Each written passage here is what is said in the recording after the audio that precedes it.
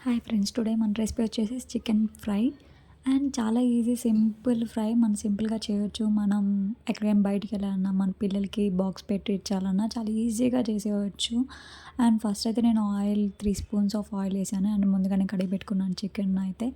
And చిన్న చిన్న pieces అయితే ఫాస్ట్గా ఉడికిపోతాయి. అందుకని నేను చిన్న చిన్న పీసెస్ కట్ చేసుకున్నాను. ఆయిల్‌లో ఉట్టిగానే మనం చికెన్ కడిగి పెట్టుకుంది చికెన్ అయితే వేసేసుకోవాలి మనం.